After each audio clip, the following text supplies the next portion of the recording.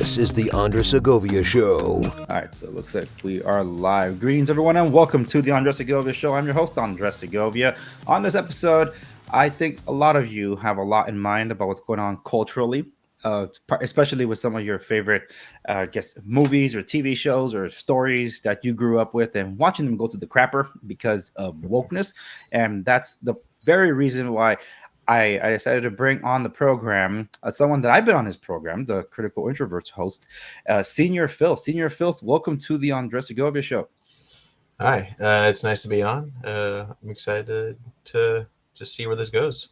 Yeah, and those of you that missed out on the stream, because if you didn't tune into the stream, that I had a creator stream, where I had creators from other platforms on. That's where Senor Filth appeared on my program, but it didn't make the podcast. So for some of you that are not familiar with that, Senor Filth, can you introduce yourself to the audience so they'll have an idea of who you are and what you do?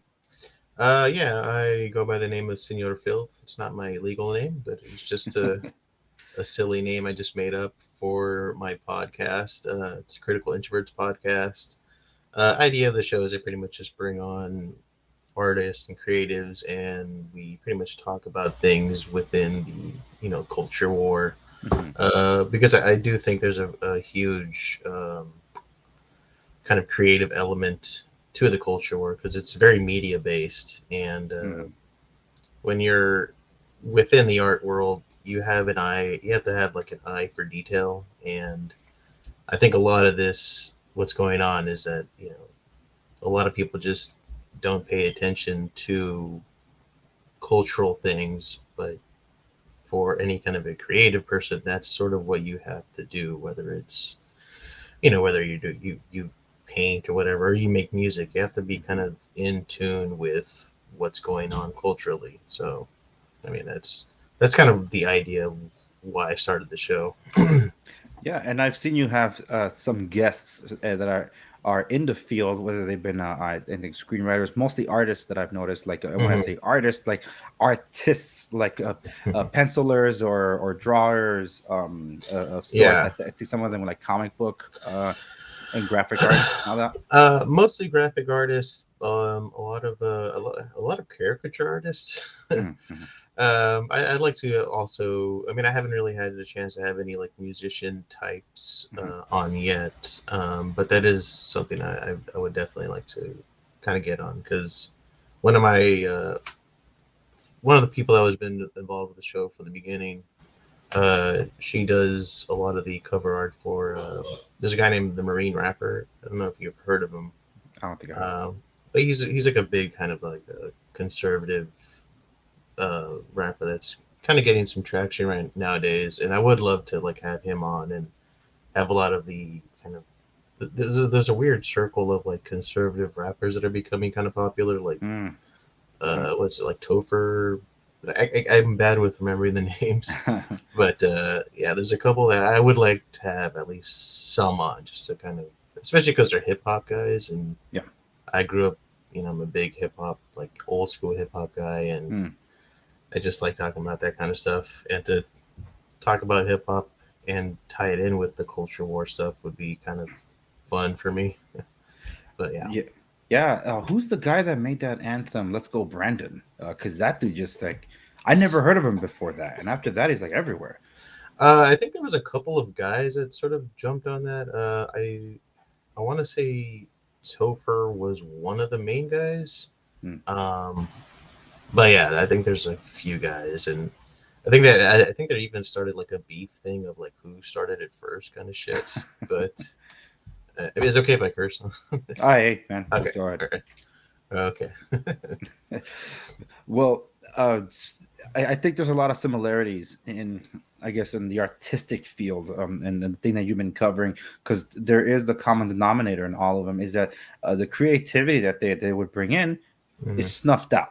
Yeah. And even for those that are not, I guess, all in on what's going on with the wokeness or whatever, and me coming from a Christian background, we know this too. There is a comedian, John Christ, who had his little controversy about a year ago when Netflix dropped his special and his book was canceled, or I don't know what happened to it, back ordered or placed in the back burner. But he's Yeah. making a comeback these past few months after some rehab of his, and he did a video skit that I really think hit the nail right on the head, because it was a young Christian band that wanted to break into mainstream Christian music, and they went to the big labels. And the whole thing is that the label was basic. As the band comes in, they're pitching what their style, their songs, and whatever.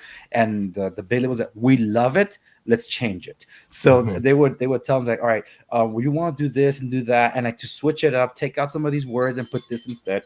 And that's my timer going off.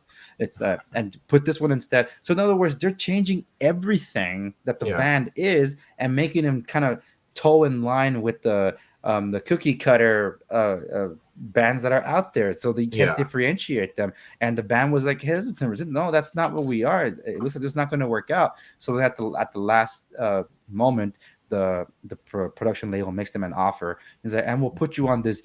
It's like the billboards kind of thing for Christianity, for Christian music, where it's like, we'll put you on the worship album of this and that. And they're like, oh, okay, yeah, we'll do it. And that's their compromise. All right, fine, forget our creativity. We want in on that. And I think that one was like, it was funny because it's like it was lighthearted in the way. But now we've seen the effects of how extreme it is with. And I guess we could point to, in a way, Star Wars being the it wasn't the first, but it was definitely the catalyst for a lot of this attention that people that were complaining about it before weren't paying attention, because the wokeness wasn't the Force Awakens. That's Disney Star Wars, and then it all just went to hell in a handbasket with The Last Jedi. But before that, there was still the Ghostbusters reboot. They made that one all female. There was Kathleen Kennedy. Even before any of these movies came out, she started putting on a shirt on "The Force is female" and things like that. And I bring up Star Wars because we're gonna have to touch on it for whether you're watching or not watching Kenobi. It's in the news for all the wrong reasons. Like I'm not sure how close like the wokeness is with like the idea of mainstream killing creativity, because like I said, I've been a hip hop fan since I was young, but I kind of stopped listening to anything mainstream music related by the time, I don't know, like maybe like 2003, maybe. I saw that there was like the creativity and the fun of it was sort of being gutted out. And I guess the best example, the best example I can bring up is the band Black Eyed Peas, which is, I think everyone kind of knows them. Anything that they've done, like when they actually first started out, like in the late 90s, I think like 98 was their first album. I want to say it was Bridging the Gap. If you listen to that and you listen to any of their newer stuff, it's a completely different sound. Like the original stuff is fun. It has a great, like, just old school hip hop feel to it. It still has that Black Eyed Peas, energy to it, but it's not what the hell they are now. It's so, I mean, I remember like when their first song broke out, their first like mainstream pop song came out. That was just like, it was just so terrible to me that like I saw how poppy they turned into, and it was just like a stab in the heart. Like, oh no, they were such a fun, awesome group, but now they sound like NSYNC now. It's just it's awful. So yeah, I've been noticing for a while, like a lot of the mainstream has been just, the quality of it has been kind of shittier and shittier over the years. And I do think a lot of like this culture war stuff has to do with people just disassociating themselves from whatever the mainstream is and whatever niche they've been into. Like they've just sort of like said, fuck whatever the mainstream is on whatever thing I follow. I'm just going to find my own thing through the internet. whether it be movies or comic books or something like that. There's a weird like underground culture to it, um, that's really interesting, and that like when I'm talking to the people about these kind of things, I know that we have similarities in that we're people that like have gone away from whatever the mainstream was, and Mhm. it's kind of fun, and yeah. So, And I guess there are two contrasting school of thoughts here, and mhm, I think that's worth exploring. Touching on one to differentiate what the other is, because wokeness is not lack of creativity in that sense. It's mhm, literally politicizing, taking something yeah, original and just butchering it because you want to make a political statement. And yeah, instead of creating your own character or story that can then be sold to the public, you hijack a popular property and just yeah, shove your politics down someone else's throat. That's wokeness. But the thing that you were touching there, which like I said, I think it's worth highlighting too, because it I complain about it in my field of stuff that I like. hmm, And that has to be with the lack of originality, the lack of creativity, hmm, including those that used to be at the forefront of these things. Now, some of these things could be like, well, it's hard to stay fresh after so many hmm, years that they morph and change so much. And the thing could be applied even to my show. My show, it's predominantly interviews as of 2022. hmm, But you go back 3 years ago, it's really heavy on the real estate, and I try yeah, to keep it as pro as possible. But I always knew it was going to be a learning curve. What I didn't want was at the first for my show to return to what it used to be, and just alienate a bunch of people just because I would just be doing political activism and commentary yeah, without a care in the world what anybody else had to say. Because that was me back in the old day. I didn't want to be hmm, that anymore, because if everybody's shouting, nobody's listening. So right, this time it's like, well, I want to bridge the gap of what I know how to do and for a living, and help other people and inform them. So to me, this has kept the show fresh, but it's also alienated a bit of the fan base, because like, hmm, where's the tech stuff? Where's all this and that? yeah, They love it when I chime in on tech. I'm not talking about big tech specifically. I'm talking about technology, because not everybody cares, because yeah. I don't got you. they don't mind being a piece of it, right? So with respects to um my favorite thing is film score. Film Yeah, hmm, music that applies even to television, video games, things like that. But the thing that most people would associate with the movie would be a movie soundtrack. That's hmm, not the correct moniker, but let's just call it that for what it is. yeah, And the studios would like a sound and then use it again to death. Like, okay, why do we need the Inception brom on yeah, everything? Hans Zimmer had an interview some years ago that I liked, when I said, "Hey, how do you what is it like to be at the forefront of things that you do? This cool sound that you find and people like it." He says, "Well, I hate it because I can't use it again because they took it. Like, it's yeah, been played to death." I'm like, "Well, yeah, that's true." So the studios it basically create this sound, and you kind of, oh, that's Hans Zimmer. You went, no, that's not Hans Zimmer. yeah, It's either one of his students or someone that's told, just do what he did. It's like, yeah, and it ruins it. And very rarely does an opportunity come along like 20 years ago with Lord of the Rings and what Howard Shore did. And even that relationship was in itself ruined hmm, when the King Kong project with Peter Jackson fell through because it created differences with the music 3 weeks before the release of the movie. But then when hmm. they came back to do The Hobbit, does anybody remember the music of The Hobbit? I don't think so. I don't think really a lot of people remember the Hobbit movies because I Right? didn't. I didn't really care for I those. don't. I don't watch them.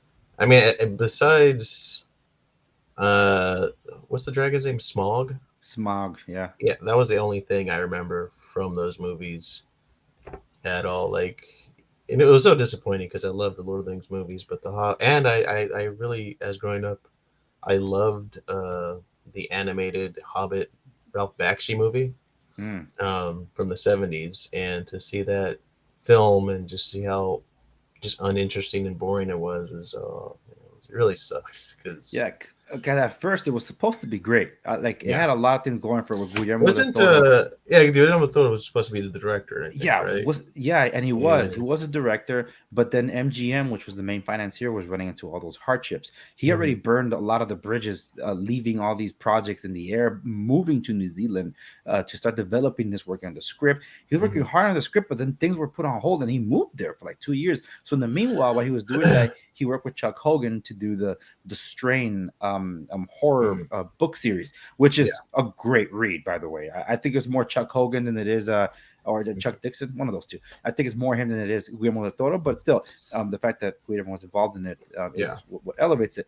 But the project never took off. He ended up leaving. So I can't anymore. Anybody that remembers anything? That's why James Bond. There were so many gaps in between the movies. Like, dude, why did they take forever to make the sequels? Because MGM was literally bankrupt, and the most expensive property was James Bond.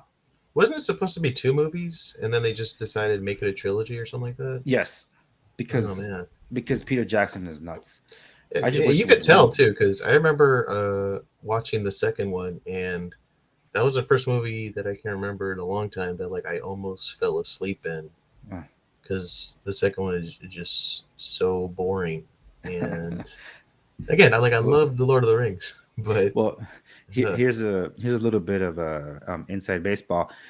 That was the last movie I was invited by Warner Brothers to go see. On your show, I towards the end there, I was talking about how I was part of involved a lot with Warner Brothers with some of the movies, particularly The Dark Knight, which is the highlight of my career as an amateur movie critic.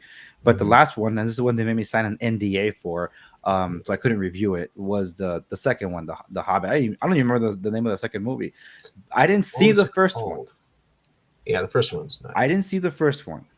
Like the journey, something, the journey begins like that, whatever. So the second one, because the third one was a stupid name, a Battle of the Six for Five Armies, whatever it is. Yeah. Like, oh my goodness, that really sounds dumb. So the second one, I was invited, and I'm this was so cringy. I'm watching this bloated CGI fest, and like, oh my goodness, why is this the worst in Jurassic Park? And when it was done, they wanted us to give him the hot take because they were going to use it for the promos. So this is how they get the hot take, people. It was better than the first. Yeah. And that's what they run with. And I was being honest because I didn't see the first one. That's how bad I didn't want to see it. I would say that I think from the best memory, I think the first one is probably better. Because like I said, the second one is just so boring. But even the third one's kind of boring too, because the third one is just the battle, and it just kind of goes nowhere and gets kind of silly. And and there's extended versions of all three. What the hell, man? And there is some cool, like there are some cool parts in the second one, but they just don't work. Like there's a part where they're going are they dwarfs or trolls? Anyways, they're going through like this stream and they're being chased by orcs, I think, at the same time, which on face value sounds like a cool scene, but it drags so long that we're talking about just gets killed. We're talking about the river, right? Where they're That was supposed to be like the epic action sequence. Yeah. That said, to hell with all laws of physics and gravity. It was I hated that scene. Like, dude, there's no concept of physics here? It was really distracting. But therein goes a point in that someone so revered that his name alone sold the movie, Peter Jackson. All that goodwill went down the drain because he left his strengths. He balanced practicality and CGI with Lord of the Rings. And he was known for his horror movies, his B horror movies. They're actually really good too. Yes. His early movies. Yeah. So he to me, I just think of him as the New Zealand Sam Raimi, or like the Kiwi version of Sam Raimi. Because there's a lot of Evil Dead-ish in his. Yeah, it's horror, but it has a zaniness to it that's very Peter Jackson. Like, have you seen any of his early stuff? Like Dead Alive is great. Have you seen that one? It's a zombie movie. Yeah, I don't know if that's the name of the. Is that the one where the guy gets the lawnmower? Party's over. Yeah. The hall Actually, with it? I think there's two titles. I think one is Brain Dead. I think the original, and then I think in the States, I think it's called Dead Alive. I want to say. Well, that's probably That one's why I great. get mixed up with the Yeah. names. But yeah, that scene is so over the top and Yeah. hilarious.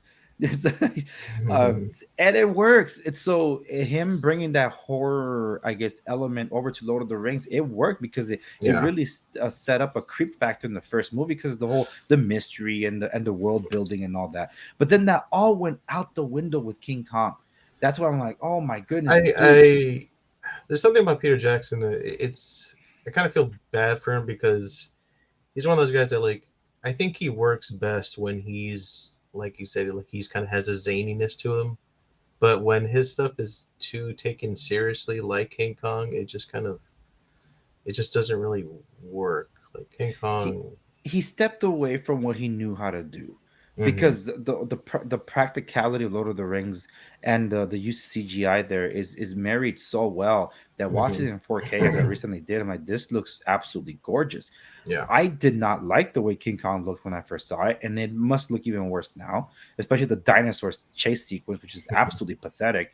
And then after that is the Hobbit, where he starts going 60 frames per second, and people are Yeah. getting dizzy. Well, I'm like, dude, I'm not even interested. I don't care. He's gonna look like a freaking soap opera. Not What interested. What's the most recent Peter Jackson thing to come out? I can't He really. technically turned the World War I pictures and videos and colorized them. So he made That's it it, but look. no big feature. 'Cause I can't really think of I can't anything think of past the anything Hobbit. since the the five armies thingy. Yeah, because do you know the movie? I think it's called Sullivan's Travels. I heard of It's them, like but an I haven't old seen it. black and white movie, but like the theme of the movie is about that there's this filmmaker, Sullivan something, but he's known to make like these kind of just generally entertaining movies, and has this. He decides to quit all that, and he wants to make his masterpiece. Like so, he goes on this journey, and long story short, he kind of it ends. I think it ends with him just being in a theater watching people just laugh at a comedy, and then he has this moment of like, you know what, movies can just be made to just be entertaining, and I think Peter Jackson probably he kind of reminds me of like that Sullivan's Travel guy. Like he needs to just go back to making those movies because I don't. I guess maybe we could touch on this later, but like I think there's a like I think funness and entertainment kind of is taken for granted, Hmm. and people always think that like in order for something to be taken seriously, it has to have like a serious, even a like a political message to it, and Hence yeah, wokeness. yeah, and wokeness. So But something that you touched on there, love him, hate him, Tom Cruise and the films that he's done hmm recently and what he's going to do. I'm excited for these next Mission Impossible movies. What he and Christopher Quarterman, the director, have been able to accomplish. It's like, dude, you hmm breathed life into a franchise that's like almost 30 years old when all said and done.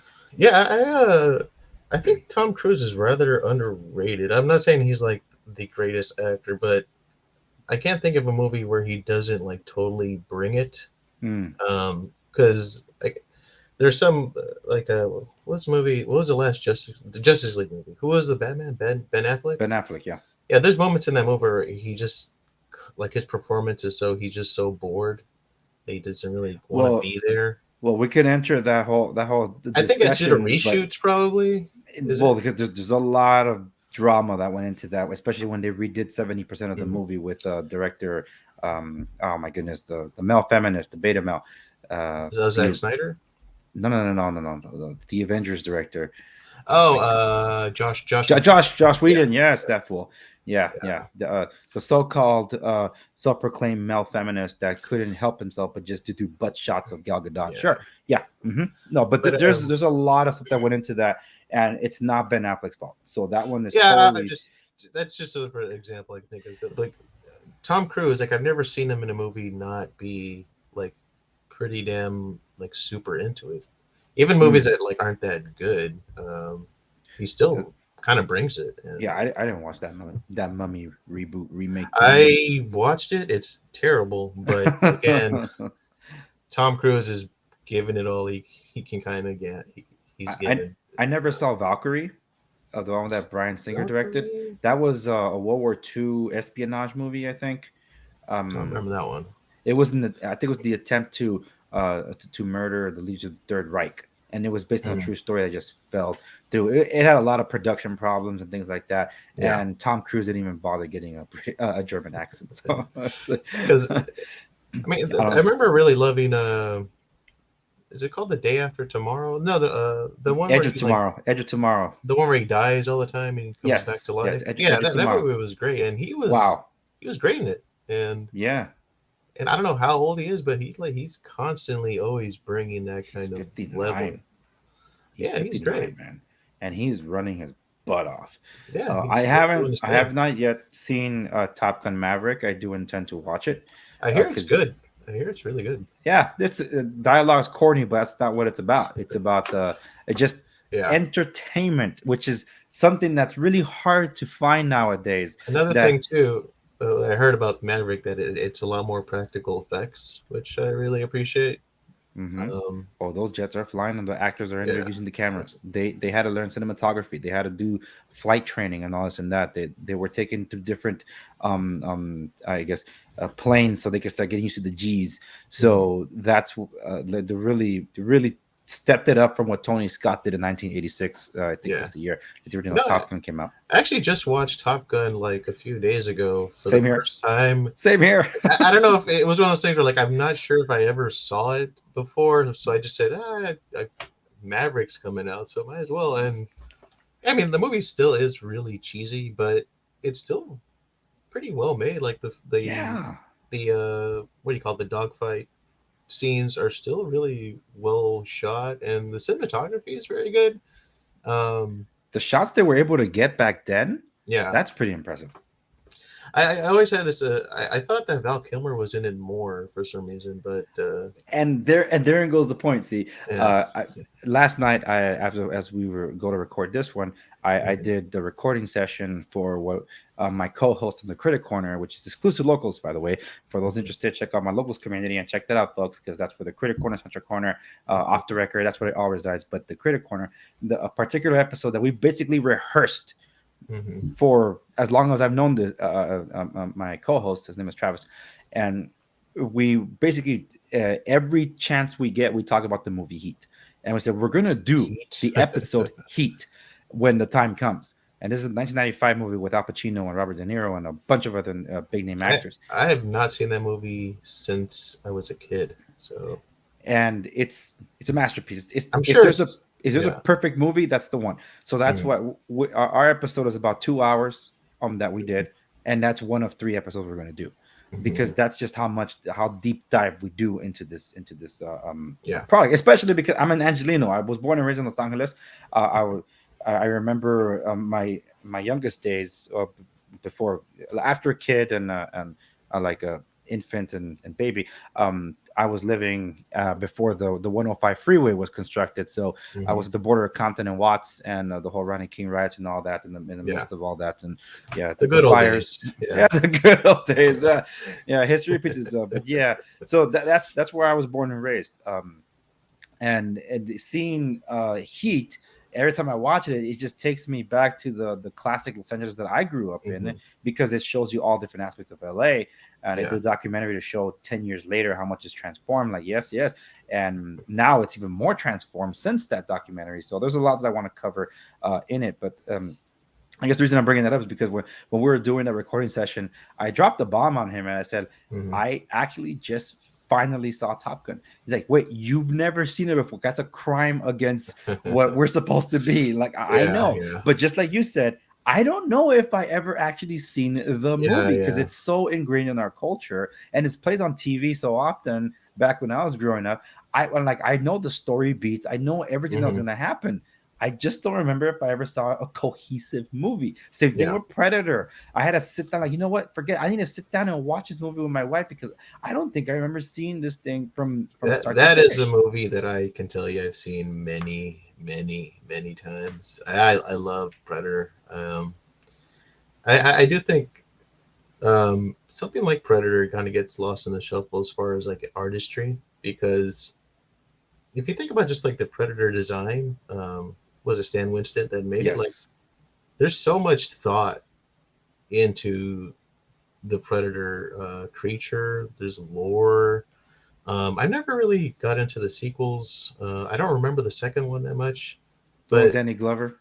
yeah, and yeah, it's easy for someone to think that Predator is just like a silly movie, and it's entertaining and all that stuff, but it does a lot of movie things really well. Like the director John McTiernan, that's a bad dude, man. Like I would really suggest if anyone's like a action film nerd, watch like the audio commentary to Predator, but also watch the audio commentary to Die Hard, because John McTiernan did those two movies, I think, back to back. Probably two of the greatest action movies ever, and you could just hear like he knows what the hell he's talking about. Hmm. And yeah, like there's one part in Die Hard, the audio commentary, where he's breaking down. Um, there's a part where what's Bruce Willis's character's name in that movie? John McClane. John McClane. Yeah, John McClane he's on the phone talking to the main villain, and the main villain has one of the coworker guys, like the guy with the beard, and he's trying to like strike a deal with him, and it cuts to both of them, like John McClane's like his head's right here, and when they cut to the other guy, his head's right here, Hmm. and then this guy, the guy doing the with the beard, he gives the phone to the villain guy, and so the villain guy's like, okay, so wait, let me see. So the villain guy is right here. He Uh-huh. gives the phone to the villain guy, and then they cut to John McClane. Since he's still on this plane, like the camera turns, and like all of a sudden John McClane is facing the villain, and it's really well done. But the audio commentary, John Tiernan says something about like he did that because he wanted to give the audience a sense of geography within the conversation. Just little things like that are so underappreciated in movies nowadays. And Yes. yeah, The art is no longer in it. That's yeah, why it's, and that's what Travis and I get into with talking about Heat. hmm That that one is the perfect movie for a hmm lot of different things. But I'm saving that commentary because I already did it. But the point is that that very thing that you're talking about is what we were dissecting to a T. hmm Because and if anybody like that's why we both are from a different school of thought. That Travis and I, he's a more classical film aficionado, hmm and I would say more the silver age and above. That doesn't mean I don't appreciate the golden age. I do. It's just that most of the yeah, stuff that I really am a fan of tends to be from the 70s and up. yeah, So yeah. it's, and then I also dissect modern films, but modern and I use this example of this composer Lorne Balfe. I can't really pronounce his last name. A cool dude, by the way. I was able to chat with him on Twitter before I torpedoed my Twitter. Nice. He composed a lot of, well, I don't want to say he did it a lot with Hans Zimmer, but I know he's one of his students. hmm And the thing that kind of broke him into mainstream was when he and Hans Zimmer did the score for the Bible series for the History Channel. hmm And when I heard the score, as someone that I've been hearing Hans Zimmer up to 20 years to that point, I'm like, this isn't Hans Zimmer though. The theme sounds like it's Hans, but the hmm rest of the composition, that's not a typical thing that Hans Zimmer would do. I think this is Lorne. So then Lorne was able to get his own he was the lead composer in other soundtracks like 13 Hours. I had my beef with him because I'm like, you literally took the Prince of Egypt theme and moved this octave down up an octave and you called it a new song. But that Yeah. was just the one song I had an issue with. Everything else, like, okay, you have a talent with this string work. So National Geographic ended up doing their, I guess everybody wanted in on their gritty historical recreation stuff because of Yeah. Game of Yeah. Thrones. So National Geographic's response was, well, why don't we just do it on historical characters? And they did Genius, which is the story of Albert Einstein, and they got hmm the act. I really like Jeffrey Rush, but the dude phoned it in for. Jeffrey Rush. That sounds familiar. Yeah, you should Is know him. is he Yeah, the guy 'cause- that's Barbosa in the? yes, Oh, okay, that's it. Yeah, all right. Yes, I'm Yeah. like, dude, you phoned it in as Albert Einstein, man. It would have been great, but I didn't care. I didn't really watch after the first episode. I just thought it was poorly made. But the musical score by Lauren Balfe, I'm gonna say Balfe. I think it's called that. This is what I mean about someone that understands the way. There's a classical approach to things, but he's making a modern sound. So he's able to kind of merge the two to a contemporary classical composition Yeah. where it's not sounding like the modern sound that there's no thought into it, where they're just like machine operate, it can do it, and AI can make music like that. No, he adds texture and flavor, and it's like a tapestry of music orchestration that he's able to do, and I really appreciate that about him, because not many modern composers are doing that. If anything, Steve Jablonsky's copy paste Hans Zimmer, just patriotic with Transformers and stuff like that. But Yeah. it's also studio interference where they're not getting their due to be creative. Because if you listen to a lot of the works that these students of Hans Zimmer had done overseas, then when you get to like, holy smokes, where did this come from? Like Klaus Badal, which you probably recognize best as the main composer for the score to Pirates of the Caribbean. But Pirates of the Caribbean, the Black Pearl, had 9 composers for no reason. Wow. Why did you need 9? It's ridiculous. It was a failed approach to do it, because first off, it wasn't supposed to be like a Hans Zimmer-esque sound. Alan Silvestri is the composer of go-to for Gore Verbinski, and Gore Verbinski, they both work together, Mouse Hunt and others, but this is the one that they were working on together. And the original posters, even in the theaters, you would see Gore Verbinski presents Pirates of the Caribbean, Curse of the Black Pearl, and then on the credits you would see music by Alan Silvestri. Yeah. But because it was a Jerry Bruckheimer production, he says, I have a sound. And that specific sound goes way back before Gore Verbinski was involved. Yeah. Alan Silvestri is not my sound. Alan Silvestri is a classically trained composer. So his sound, he could do it. He's a chameleon composer. But no, threw him out. Instead, bring in Hans Zimmer. Hans says, yo, man, I'm busy. Here's one of my students, Klaus Badal. And when I say students, there's a reason, because it was Hans Zimmer after Backdraft, because it was Rain Man was the one that kind of put him into the frame, not to mention Days of Thunder. But it was Backdraft that was like with Ron Howard that really cemented his sound, because it was towards the end of the 80s and the early 90s. Like, dude, your synthesized scores are not what they used to be like in the 70s. You have a good modern synth sound, so more people wanted that. And as Hans knew, like, this is going to be a thing, he and his friend, I think they're both German, Nick Lenny Smith, they ended up creating this I guess music school or music academy called Radio. It was called Radio something before later on they turned into Media Ventures. When they turned into Media Ventures, there was a bunch of other composers that came out of that school. The graduates, just to name a few: John Powell, Harry Gregson Williams, Trevor Rabin, Yes and No. Mark Mencia has a little bit of that sound too. But then later on would be the later generation would be Steve Jablonsky, then Lauren Balfe, Klaus Badal. So these are names that have come out from these school of thoughts. Some of these guys found their own voice, have done something great. John Powell, his masterworks are How to Train Your Dragon. Harry Gregson Williams, I think really underappreciated, but holy smokes, listen to Kingdom of Heaven, one of my top 10 favorite of all times, or even Narnia, which has some elements of greatness in it too.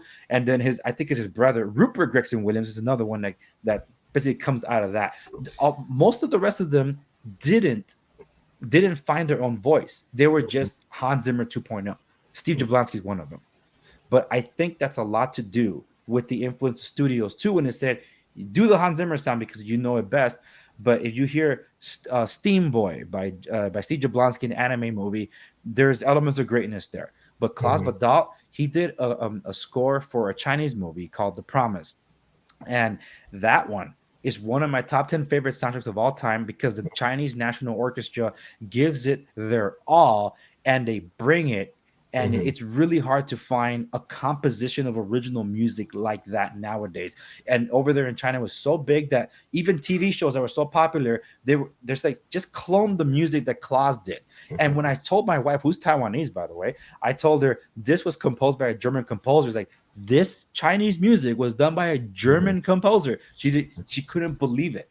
And I Yeah. showed her, like, there it is.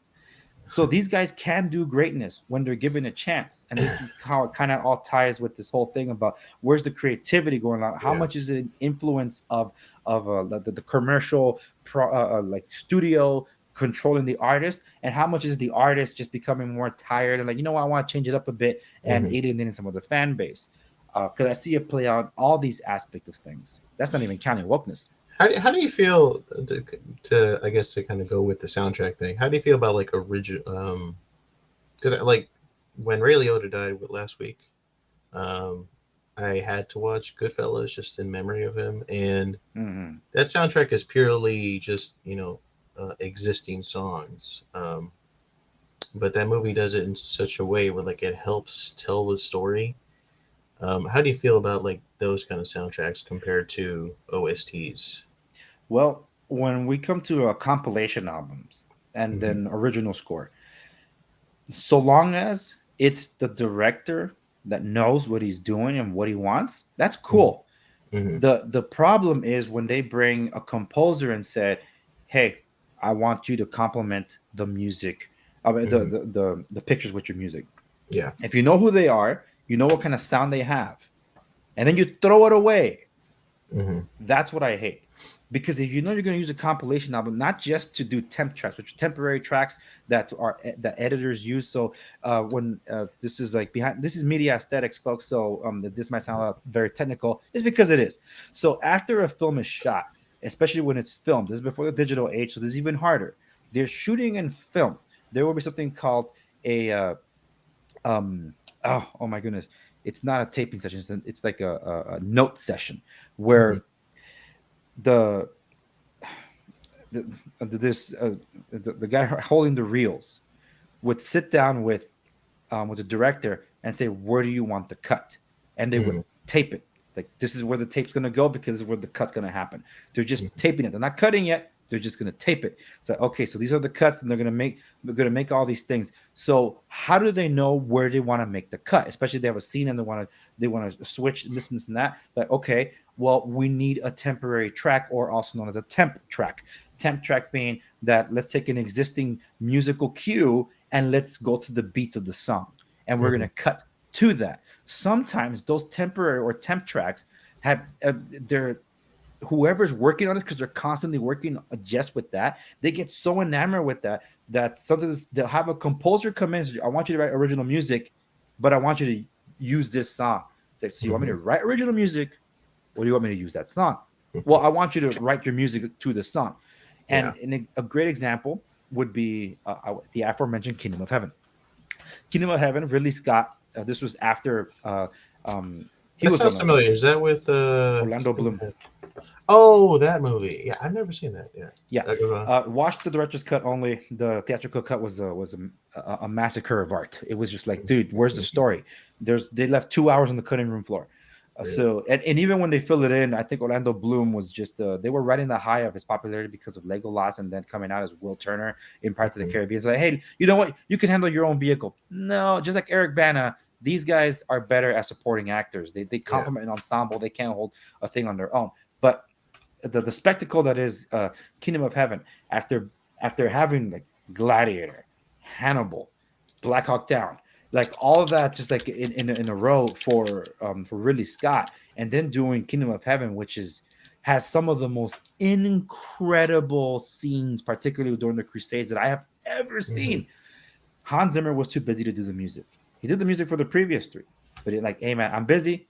Here's one of my friends, one of my former students, Harry Gregson Williams. Harry Gregson Williams writes arguably the greatest soundtrack since Lord of the Rings. And I mean since, because this dude wrote hours. I have all the recording sessions to this one, all the Yeah. recording music sessions of this. This is like 5 hours worth of music.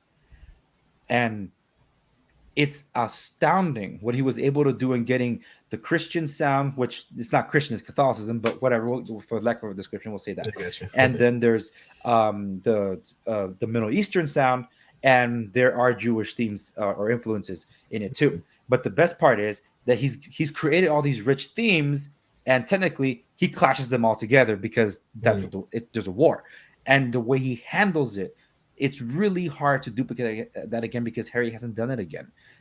Narnia would be the closest thing, and that's barely making it there. It's barely scratching the surface. Yeah. So there is a musical cue.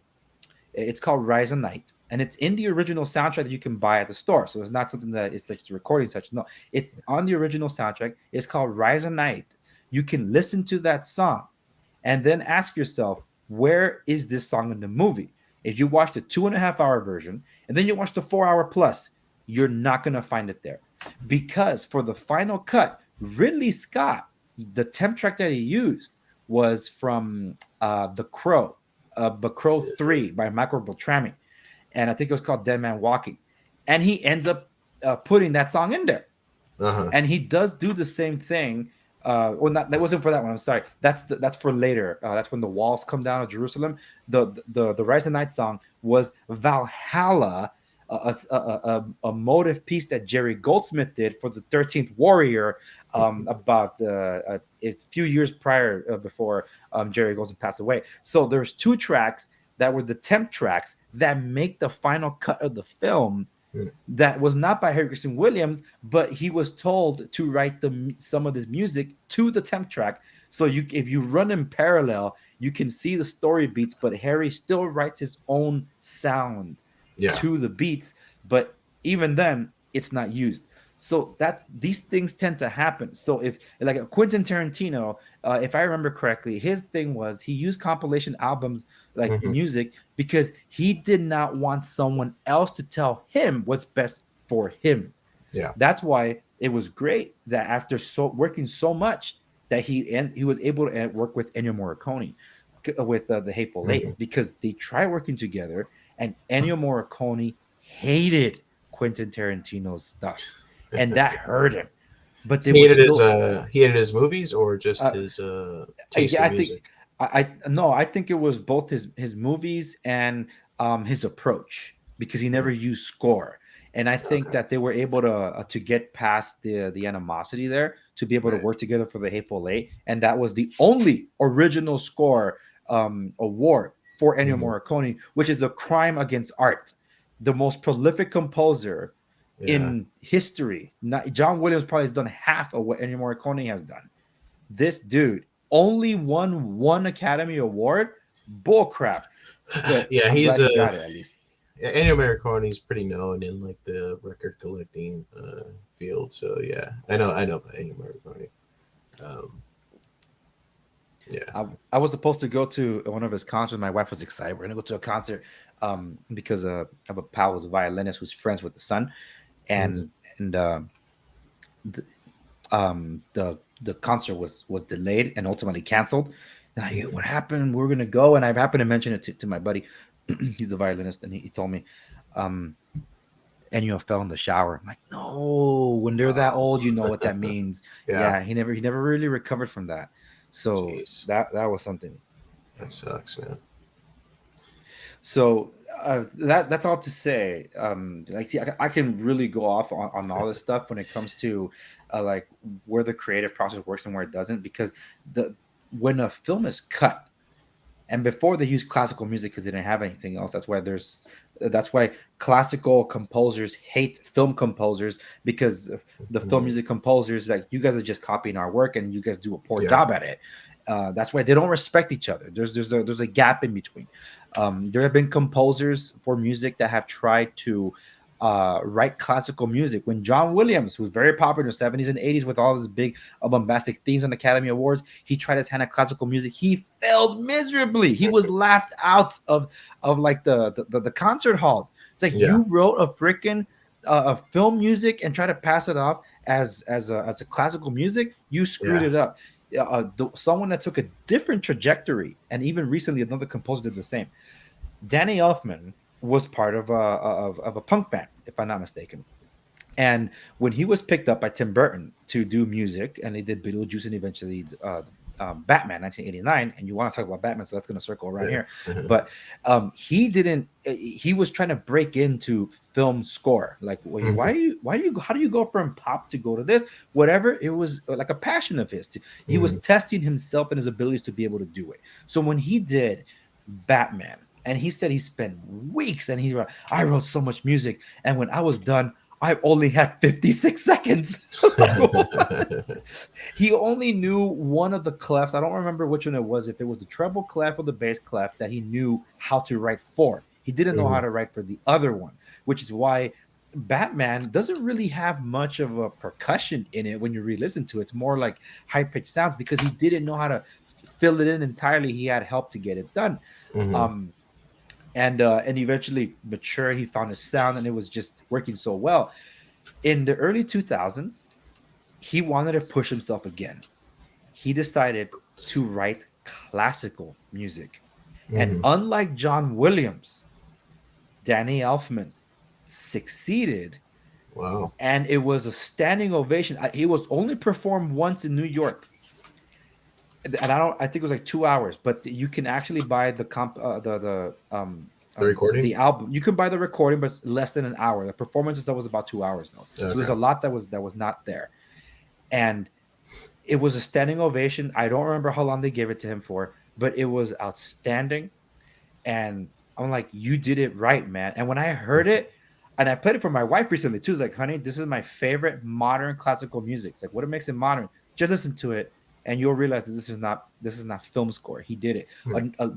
Another composer that's doing the same thing along those same lines was James Newton Howard, and I got to talk to him about that because I asked him, how was it for you when working with M. Night Shyamalan to then end up doing this, Yeah.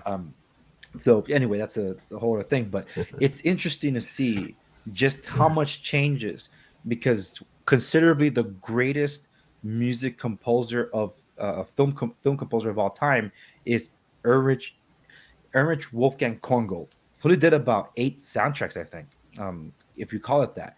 But this is a dude that will lock himself in with the projector, sit at his piano, and just start writing music out, and was considered the greatest original score, but it's not the best for everybody, but was Yeah. considered the greatest because the tapestry that's weaved into the imagery is The Adventures of Robin Hood, and it has a rousing theme. He's got a choir in there, and Is that go ahead. is that the Kevin Costner Robin Hood or no? No, we're talking about 1930 something. This is Ah, okay, okay. Earl, the big adventure actor from back then, Right, right. that played Robin Hood.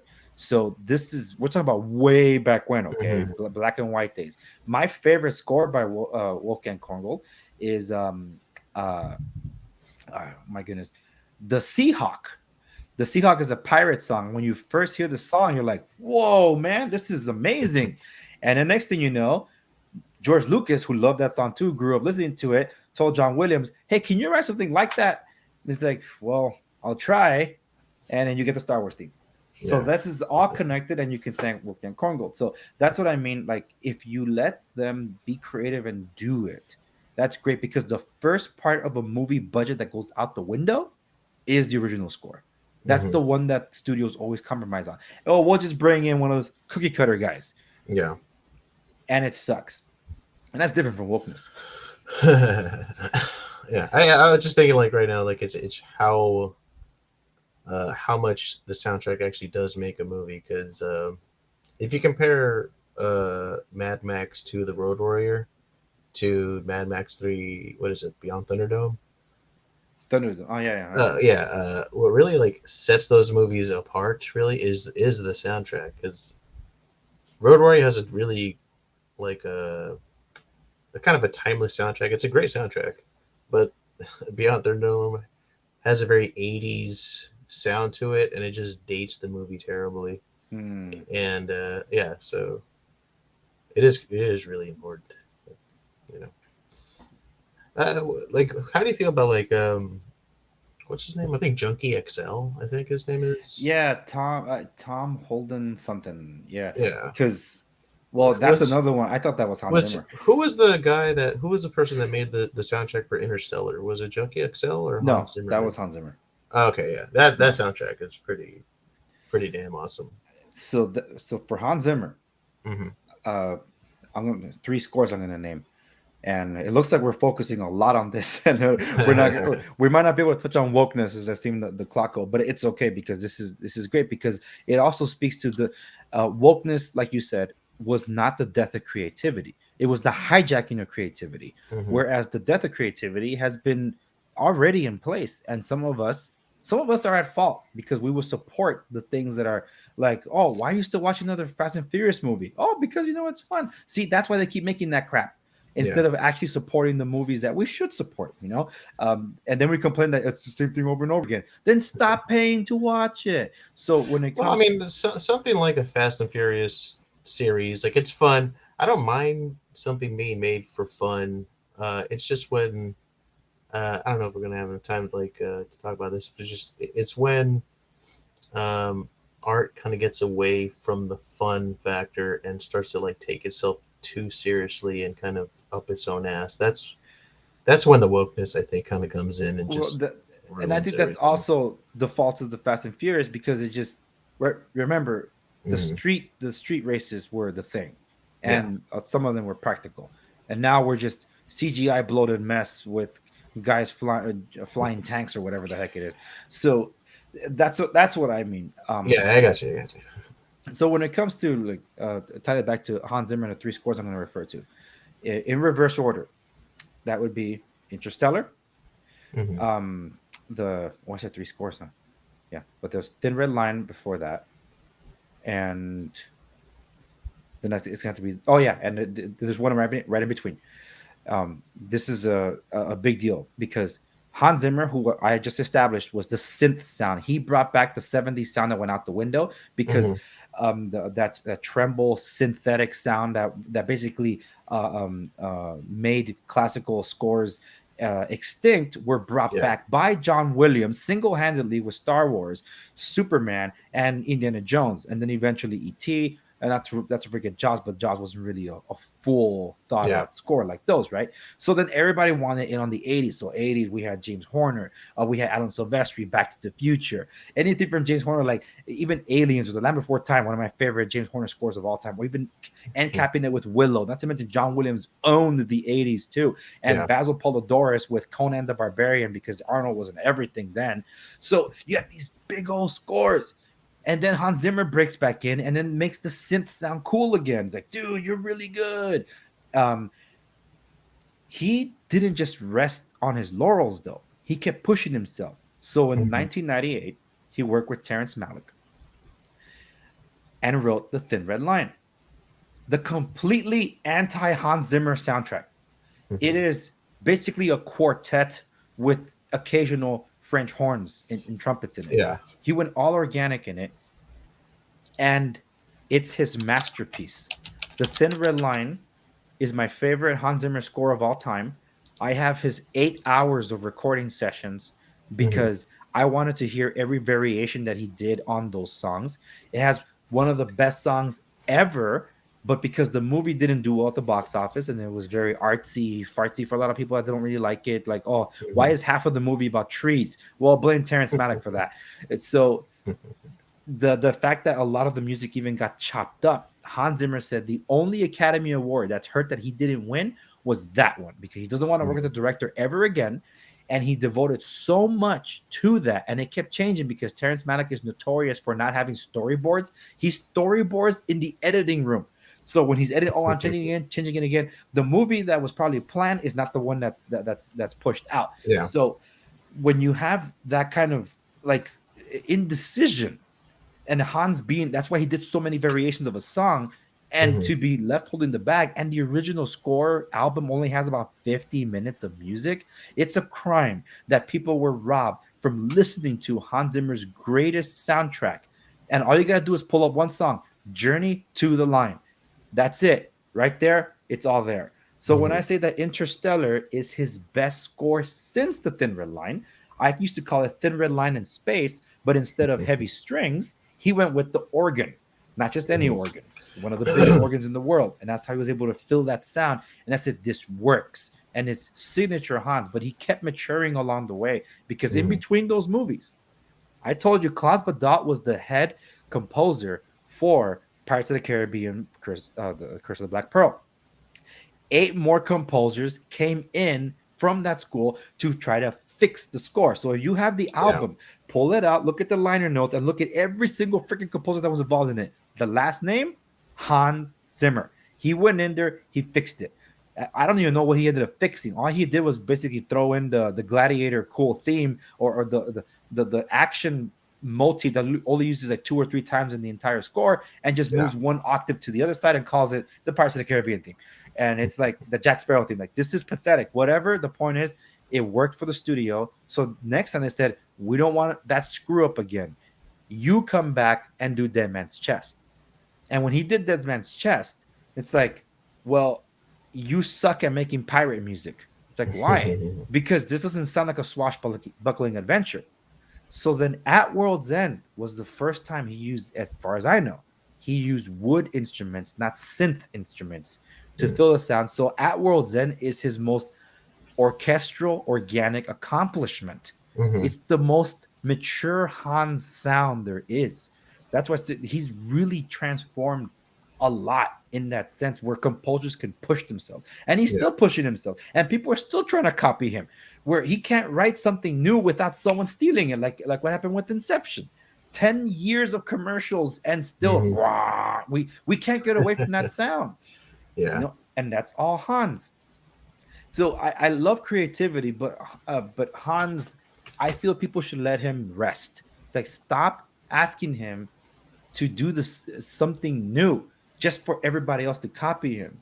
I want the Justin Horowitz of the world to come out and do more, like he did with La La Land. Like, dude, that was awesome. And then he goes to do First Man, and he basically resurrects an old instrument that's been extinct for like 50 years, the Timoran, and makes a new sound with it, and it worked. Like, it's just that people don't give them their due. That's why it's so hard to find a good modern score. For that, you got to go to TV or video games. But also, I think there is something about like when some kind of a sound or art becomes big. Like, there is everyone kind of jumps on that trend, and it's hard to kind of get around that. I want to toss this over to you, though, because this is something that always fascinated you, and you balked at the Black Eyed Peas becoming just like the standard other sound out there. It's like, you guys are just like the other type, that you're not who you used to be. But when other people try to copy sound and try not being original, do you feel it's harder for the next artist because they cannot exercise their creativity to be original? Or I don't know, it's kind of hard to say, because it's like the hip hop music I love is mostly like sample based music. So like, they are taking, to the T, like they are taking music that exists and making something new. So like, as long as it's done with love and you're still trying to push the envelope in some way, that's great. But I don't know, it's hard to be like super original nowadays, because even when I try to, like, if I just say I'm going to make something super original, I start and it just ends up looking like something I've already done. So it's something that's just hard to avoid. But as long as I think as long as there's a genuine effort that was put into it, then it does sort of show. You know what I mean? Well, and I think I would like to answer. Well, I like to respond to that but I want to ask you, what was that Batman question you wanted to ask me? Because I think this might all tie in together. Well, my Batman question, it's a Batman movie related question. And what is, in your opinion, the best non-Joker related Batman movie? Okay, so that's why I'm glad you asked that. because I the fans like me, we Hmm. were upset that they were basically shoehorning in Joker for even this latest Batman movie. Like, Yeah, that was weird. Yeah. why? Batman has the greatest rogues gallery. Why don't we take time to explore the other villains? Yeah. And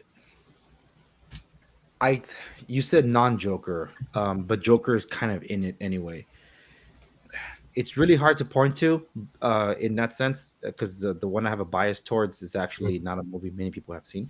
But if I'm gonna have to pick one, then it's gonna be Batman Returns, hands down. That's probably the Batman most Returns. Batman movie ever Hmm. because it's dark, it's not inspiring in any way. There's grandiose moments, big action Hmm. pieces.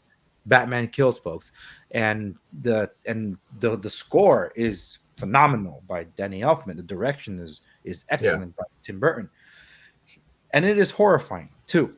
It doesn't mince its detail, but I think the a movie that even trends social commentary because it made political and social commentary at the time Hmm. is the film adaptation of the novel uh, The Dark Knight Returns. It was made into two parts in an animated series. Yeah, that's pretty good. Yeah, I saw that.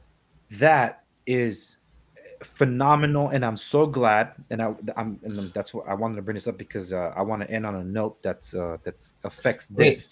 Joker is in that, but Yes, he is, yeah, but he's not the main guy. yeah. He just happens to be there. Hmm. But it's a predominantly a Batman driven story Hmm. set in the at the height of the Cold War or the end of the Cold War between the two superpowers, the United States and the Soviet Union. Yeah. Uh, and it just happens to be that these characters live in those times, right? Hmm. So I think that made a great use of its time Hmm. and commentary like we're focusing too much on outside and not looking at what's happening inside. Hmm. That whole story is playing out before our very eyes in our country right now. It Yeah. is amazing how that movie along with Watchmen are being played out right now, right before our eyes. Life literally imitates art. Yeah. But um it's trying to remember that other piece though. There was a thought that I wanted to finish. Oh, the originality. So when I watched the Batman, the Hmm. with Robert Pattinson, um, everybody that did enjoy it that I know said, "Oh man, that was almost as good as the Dark Knight." Like, dude, first off, they're not the same movie, and secondly, no, you're crazy. Until like you don't know what you're talking about. But the thing is, just at the Dark Knight, which is the standard for comic book movies, I watched both the Batman and the Dark Knight, and I'm like, you guys were really inspired by the movie Heat. I can tell. And I end up talking about that in that epic episode I'm talking about because there were a lot of things that felt like, and like you said, it's hard to be original. There's a way to do a callback and make your Hmm. own thing, but there's also examples of someone has done it before and done it right. Yeah. And where the Batman lacks it, Heat excelled at it. Like everyone, oh, Gotham is a character in the movie The Batman. Yes, but you have no idea of the sheer size of the city, where things are in the city, what proximity is to the city, what Yeah. buildings are in the city. You get none of that, and you do get it in Heat because Los Angeles and this and that. So I, there's still things that people can do, Hmm. like with the tired trope, like the Jack Reacher story, for example. Forget the movies, watch the Prime show starring Alan Richson. It was so well done, and it does subvert your expectations a little. I'm Hmm. like, you can still accomplish something even with the tired trope. See, Yeah. but and I want to tie this all up with this, and I'm going to toss it to you because we had this conversation a little bit before, the other times we talked. So wokeness is going to be continued, but there was a moment in what's transpiring with certain properties that are they're in one medium and then they're trying to be adapted to a different medium. So let's say a comic book being made into a movie Hmm. or a novel being made into a movie. but then there's a pressure to please the public because they start gauging the response that the audience had to the story as a cohesive whole. Yeah. And sometimes the studio would say, let's change the ending so it can fit for it'll be better for general audiences. How do you feel when a studio does that? It's really hard to say because, like, let's go back to Lord of the Rings. Lord of the Rings has been a property that was considered pretty much unfilmable because no one knew how to really do it. Mhm. And, just as long. I don't know how. I've never read the Lord of the Rings books, so I don't know how closely related they are. But I know they are different enough in a way that it translates to film really well. Like Lord of the Rings movies they're awesome. So like anytime you take something that was made into like you said, it was a book and turned into a movie, you do have to make those kind of changes to make it work for film.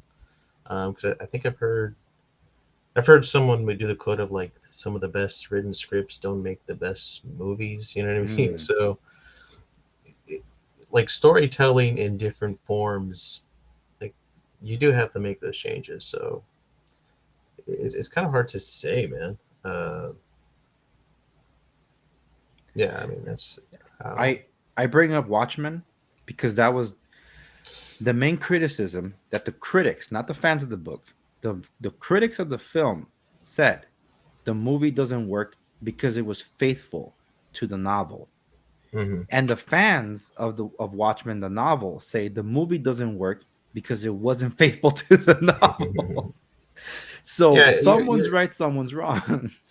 yeah. Like I never try to like judge something like that. Like if they turned a book that I love, like let's say like I love 1984, and they made it into a movie, I always try to like just judge the movie on its own basis, not totally compare it to the book because oh, they skipped that one part where he talks about this. That's bullshit. And Hmm. I don't know. You it's kind of hard to. You don't want to end up to be that nitpicky, but again, I understand like I understand the fandom's obsession for something being left alone.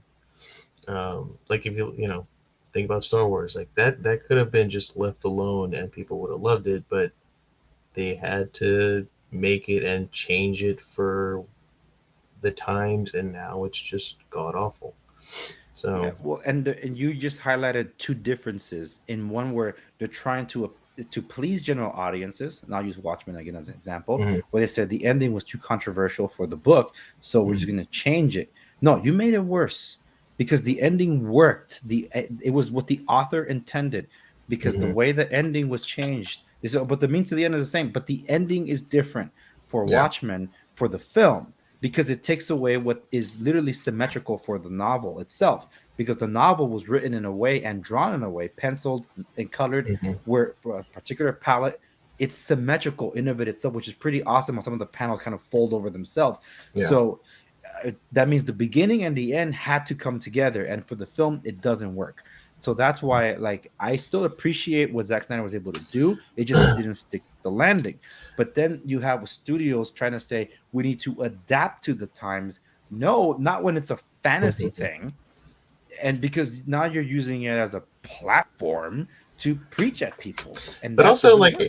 it does take the right people to do that because, you look at the Shining movie compared to the Shining book, it's completely different. And Mm. I believe even, what's his, uh, Stephen Stephen King King. hated the movie.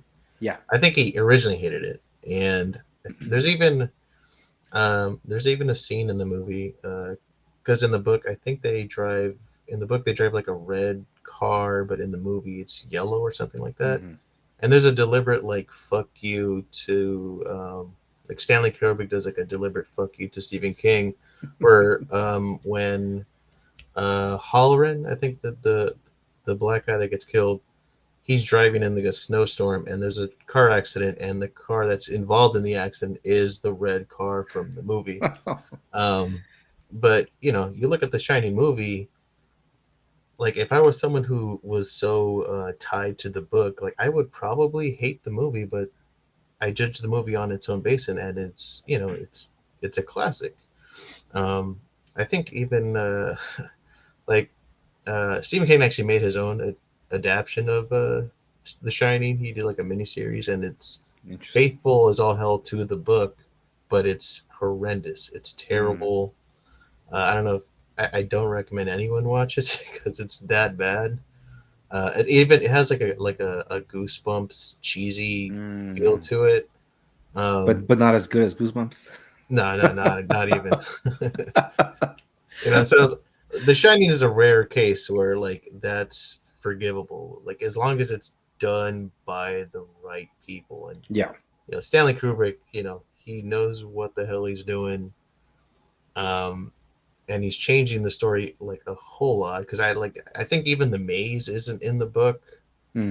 There's a lot of shit in the story that in the movie that's completely different, but you know, just on its own, it works.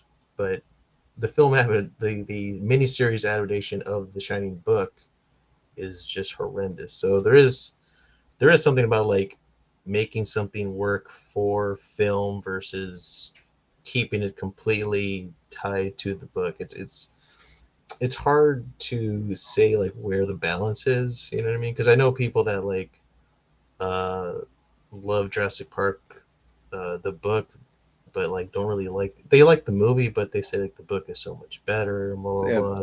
technically, they always say the book will always be Yeah, better. but you know, I love the movie, and you know, I've never read the book, but you know, I just judged the movie on its own basis, and Yeah. the movie very much works. The sequels don't, you know, but What sequels? I don't even know their sequels. like I know it's so awful. but even like the Lost World, the sequel directly after Jurassic Park is just. I remember liking it when I was a kid, and then I saw it as an adult, and I almost fell asleep. I was just so bored. It's not good. But Yeah, there's some moments that were pretty cool for like action set pieces, but other than that, it's like, why though? This sounds so after dumb. like the big like oh god no is there's that part where like Jeff Goldblum's black daughter she does like a fucking gymnastics Gymnastics. move to kill a velociraptor or something, and like that as an adult I saw that and I was like oh god no, I can't believe I thought this was good. Oh my god. The things we enjoy as kids that we can't when we get Yeah, older. yeah. Yeah. Now I always think that yes, mediums are different. You can do something on a novel that you can't do when it comes to filming. If you were to film the actual moment in a novel where the character is having a crisis of consciousness and it's Mhm. going on for an entire chapter and he's literally only standing at the door about to open it, you Yeah. cannot do that for film. So yes, there are differences in the medium. There are ways to be faithful to an Mhm. extent, while still being like your own thing. It's just a matter of like if you're gonna. It's different when it comes to graphic novels or comic books and things like that Yeah, because yeah, they're kind of still pictures of cartoons. yeah. So you already have an expectation of what you want to see. So I think Mhm. it's to each their own on what they're doing because even the same team that adapted The Dark Knight Returns for Warner Bros. Animation, they royally screwed it up with my all-time favorite novel, The Long Halloween. And I knew Mhm. they were going to do that. Like, screw this. I don't want any part in this. So this is where I guess this is where we'll have to wrap it. But before anything else, I want to give a shout out because you probably haven't seen it.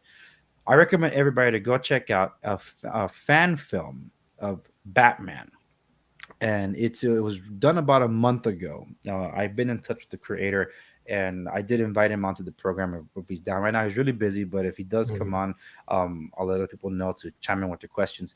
This is how you're able to take an existing property with characters that are some more obscure and some that are well known, and do a 15-minute uh, fan animated movie Mm-hmm. and have it be better than a 200 $300 million movie that went on for 3 hours and did it and had it had its issues. There's some great moments in the Batman, but there are Mm-hmm. parts where we're like, what is this movie trying to be? Then you have this dude with heart and passion and love for the character that in 15 minutes of screen time and animation, love and care, hits it out of the park. I Yeah, there, watched there it. It's there beautiful. is something about like it is important for the people to make the product to be genuine fans of that product because it does show. Because I think didn't you tweet something about the Star Wars movies? Like they're just made by people that don't like Star Wars. There may be people who have never seen Star Wars or don't appreciate Star Wars. Yeah, I mean, like Star Wars works if it's made by people who just genuinely love Star Wars. And the people that are doing so now don't. That's like Halo. The team that created Halo, they admit they never played the game Halo. They don't Yeah, know anything about Halo. They just know there's a guy named Master Chief that wears the helmet and takes it off. He never takes off the helmet. yeah, It's like they don't know what the hell they were doing. and it's weird because like people want good Star Wars. Like I don't know, do you play video games or I no? used to, yes, when Yeah, I had because time. I wouldn't, I'm not sure if it's the last Star Wars game, but there was a Star Wars game that came out like 2 3 years ago called like Fallen Order or something like that, and Hmm. yeah, they got a good like great response because it was made by people that just you could tell it was just made by people who love Star Wars, and it shows because the game is very entertaining. It's a great game. Like it's just a fun game. Hmm. Star Wars works if it's like gritty but still just fun. It doesn't work if it's trying to preach, And that's what they're feminism. but that's what they're doing, intersectional feminism, taking the established characters and just breaking them down because you have to destroy the main character to prop up the female. No, that's not what you do. And besides, did we forget about Leia? She Yeah, existed in this world. What about Sarah Connor before like after that, or even Ellen Ripley? It's like they never existed before. It's like, no, yeah. we have them.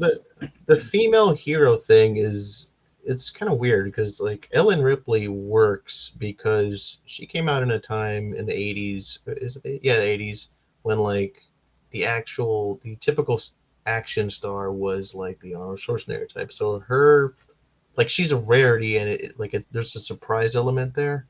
But now since like every movie has to have like the kick-ass female, like there's no surprise element and it's almost like expected. Like you could just watch a trailer now and there's like the sassy, woman. You just know that scene's gonna come on the movie where, Mhm. she pushes the guy aside and like let me handle this and she just kicks like 10 guys' asses That's with no everything Disney Plus effort. right now. You know what I mean? Yeah, And like again, like if that's a rare occasion, then that works because there's a surprise element. But there's no surprise element. Like it, yeah, it's kind of like expected now. yeah. So And then the male character saying, "You're amazing," yeah, or he's like drunk or well, and that what was it the last was it the last Avengers movie where they made like Thor like a drunken buffoon or something like that? Was it? yeah, Yeah, like Endgame or yeah, like I fucking hated yeah. that. Like I don't Well, know you're why gonna they hate it did it. even more because no, I do not believe Natalie Portman actually bulked up to get those arms for Love and Thunder.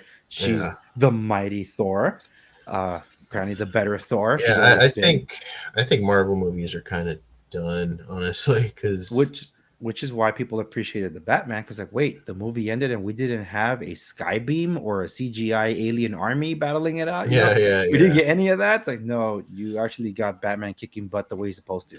Yeah, I also think that like the end game, like the Marvels, like it's sort of a pinnacle in movies to the point where like it was so big a movie that like it kind of I don't know like I wish movies were smaller in scale now because I don't want everything to be fucking Avatar and they're in this world of CGI. There's like I miss movies that were just a little bit more grounded. Um, not necessarily like on like more realistic because still love fantasy, but it Yeah, just feels like things are just so CGI fest I know. grandiose that it just like I didn't even see the last what was it Doctor Strange movie, and I know it was made by Sam Raimi, and I love Sam Raimi, but just looking at the trailers, it just looks so like it looks so huge and grandiose. It's like, no, you want to like save that for big moments. You don't want every movie to be that. It just it takes it takes away so much fun. Yeah, that's why Marvel's done for. They've been done for a while, but like I always say that my favorite director is Christopher Nolan, and my Mm-hmm. favorite film by him is Interstellar. But the last true Christopher Nolan movie was The Prestige. All of his same team, work crew, and I, God, his I always hear about that one. I've never seen it. It's the magician one, right? yes, Yeah, I know. Like I know the twist, unfortunately, but yeah, it's still the I still means to haven't. the end are still impressive Yeah, I mean, because it's methodical. Christopher Nolan's kind of a. I know some people say he's overrated, but I do think Those people, I don't know like them. there's I don't something want to know them. special about like there's a selected few directors that have their own kind of style and style not only in filmmaking but even in storytelling. Hmm. Christopher Nolan's one of those guys, and like you mentioned, that how like soundtracks all sound the same, but I think that's just a thing of just movies themselves even kind of being the same, and like you know people like Nolan, Tarantino, maybe Wes Anderson. I've never really seen that much Wes Anderson movies, They're all the same, and you're but gonna just have. like I like to hear this plot right in the music there. but it's just like there's just something about like just directors that have their own very distinct style that you're watching their movie. That's becoming a lot more rare now. At least it feels that way. Yeah, which is why I'm happy that Christopher Nolan left Warner Brothers, Mm-hmm. and his next movie is gonna. I feel it's gonna go back to basics. Mm-hmm. It's about Oppenheimer. I think that's what the movie's called too, Oppenheimer. So I'm Mm-hmm. interested in seeing what that's ultimately going to be like. Yeah. But uh, but if you check out when you check out the Prestige, because still worth checking out, it's you'll see what I mean about that is the last true Christopher Nolan movie. Because Mm-hmm. after that, it just became Warner Brothers, big budget, all that stuff. Was Even that though it's still good. Hmm? was that before or after? What's the Inception? Was that before or after? This was before Inception. Mm-hmm. So the first movie he did for Warner Brothers was Insomnia, which is a remake of the same movie, Mm-hmm. and then he did Batman Begins. After that, he did The Prestige. Then he did The Dark Knight. So Memento was before Warner Brothers. Yeah, it Okay. was an independent film Mm-hmm. by New Market Films, I think it was. It was his first American film after a film festival that he did in England. Yeah. Yeah, he's a bad dude. I do have to give him some credit because it almost turned into like a joke of like who the Nolan. I'm pretty sure like it became a kind of a joke, but I do. He does have my respect. He is a bad dude when it comes to Yeah, making movies. he's desperately trying to make people think of physics as cool. So Mm-hmm. he's really pushing the limits of what people can tolerate science for, which is why I love Interstellar, and Tenet. I really enjoy Tenet. I have the unpopular opinion on that one. It's like, oh, because you're not a fan of quantum mechanics, but it's okay. Yeah, so it's I know what he was going after. But anyway, this could go on and on and on, but I think we touched on quite a few things there, particularly with the death originality. So that might be the title of this episode. Is there any more originality in even possible nowadays? And to that, I say yes, because the market is starving for it. Yeah. But yeah, well, anyway, Senior Filth, where can the audience learn more about you and check out your stuff? Yeah, you can just go to my YouTube channel, Rumble channel, and I just started an Odyssey account, so you could just go there, search Critical Introverts to see my show. I'm also trying to do more like solo based kind of video essays here and there. I Um, noticed that something about the getting breaking the compromise. yeah, Breaking the Compromise. That's your first one, I think. No, I did one. I did I think another two or three more before that, but But they're not not that as good. not as I guess Yeah. high production as this one. Yeah, I'm getting better as I do it, and as I learn how to edit better. Yeah. But I'm also, I do have my art. I have my merch. I try to sell. Just go to my big cartel store. I guess maybe I'll share some links with you, and you could share them Yes, for this episode if anyone's absolutely. interested. So is that I am also looking to do like a more music based mix show. That's Mm. just a matter of just finding the time uh, to start it, because due to inflation, I think it's safe to say everyone's a lot busier nowadays. Yeah, that's for sure. So, but my heart's still in it. I'm still trying to squeeze out some time for that shit. Um, but yeah, I mean, I still have more stuff in the I do have planned. I do want to talk just generally more about like movies and music and stuff like that. Yeah. I'm not sure if I'll probably just do like a separate podcast, separate from the Critical Introvert Show, or just have the Critical Introvert Show just be a general cultural art kind of discussion thing. But I don't know. Let's just Well, I'm down to evolve, I guess. mhm. Well, that's why I still do the Critic Corner, Yeah, because I just love talking movies and TV and all that stuff. It doesn't yeah. get bored. But for everybody listening on the podcast, all the links will be available. You know the ML. Go to www.theindiscover.com. Check out the show notes on this episode. You'll find all the links there. Senior Filth, thank you so much for joining me on this episode of the Andre Segovia Thank you, Show. very much. Love to have you on again to talk anything else. Yeah, we can talk about anything. Porn, if you want to. I'm down to talk about porn. Sign up in the comments below, folks, if you want to hear anything about that. All right, folks, that's where we'll leave it. Thanks again, man. We'll see you in the next one. Yes. See ya.